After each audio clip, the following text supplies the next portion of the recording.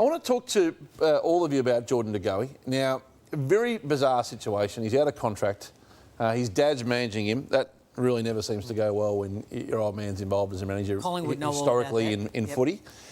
And that's no disrespect to Roger De Goey, but you're not necessarily an unbiased judge nor knowing of the market when you're managing your son. Should Collingwood put that kind of money into him, Matthew, or is there a better place for them to put the money? I reckon I've debated this with Cara a while back, and I said, yeah, he's worth every cent that he gets. And I remember you questioning Jordan a while back when I think North were throwing the kitchen sink at him. But I think after seeing this season, the way it's come to an end, I think they have to be aggressive with their list. And Jordan De Goey, he may well want, what would you say, about 750, 800,000? I would have thought so, at least, cuts, to start the club. But when you haven't been, when your best and fairest record is 8th, is your best result in a best and fairest, when you've been at the club for 5 or 6 years, you can't really command $800,000. So I think they are well within their rights. You look at this, he hasn't finished top 10 in any other season, bar 2018. I know he's had injuries and he's missed games, but I don't think he's ever been fully fit, which is attributed to that. You look at Hawley and Edwards, how fit they are, and they've missed big, large chunks of the season. I think you'd go for a player, Hutchie, with 800,000 that can... Your best is here and your worst is here. Jordan De Goey is like that. We take a look at De Goey's last 2 weeks, Hutchie. This is what he's capable of. He's won 2 games off his own boot, where he's kicked 9 goals in 2 of those matches. He only kicked a handful of goals in all the other games.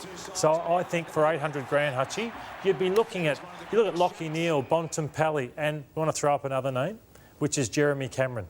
And he is the player that they possibly need. Some will say he had a shocking year this year. But I think when he's engaged, he's a more consistent player and has got the runs on the board than Jordan De Goey has. Well, a few clubs seem to think that Jeremy Cameron is gettable. Geelong, I reckon, is leading the race if he does leave GWS, but Collingwood seem to think they're part of that conversation. Where De Goey goes is also interesting because Carlton emphatically deny they have any interest in him. They say that was a ruse. So, Craig, I mean, I think it's probably well known that Jeremy Cameron had a heavily back-ended contract. This year was a big year. I think when it was first done, it was maybe 1.2, 1.3 million. It's been pushed back. More than 1.5 million now, I understand, Matthew. And obviously, you take 30% off that or whatever the total cut is the players received. And he wants some of that money. Now, he doesn't want all of that 30% because obviously it was... you take 30% of $1 million, say, which was what maybe the contract was averaged out on. And I'm not sure if GWS can find that money, Craig. So this is a dispute about money, as the De Goey situation, according to Nathan Buckley, who was pretty honest after the game, said about Jordan De Goey and his situation. Geordie loves the club and he wants to be here. Elements of people on his side would like to see him remunerated as well as he possibly could, and there still needs to be a monetary outcome that's satisfactory for both parties.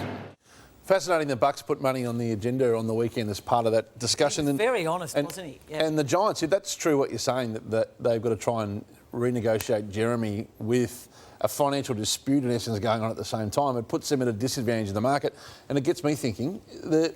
What does it do to your culture? Every year, you know, last year Cornelio, a few years before Kelly, who didn't have a great year this year.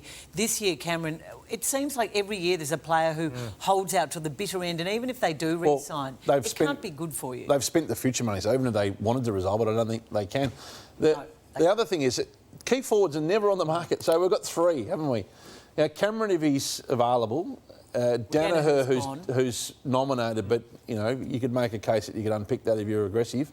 And Ben Brown, who's up for grabs. I don't think you can undo Danaher. Just on another club, I mean, could make a play. Go a long way back. They tried Jonathan Brown, they tried Tom Lynch, and they haven't been ever to land a key forward. And as good as Myercheck has been, he's a number 3 forward. But they are trying to have him be their number 1. Cox, he's a number 3 or 4 forward. He's played 1 good quarter all year.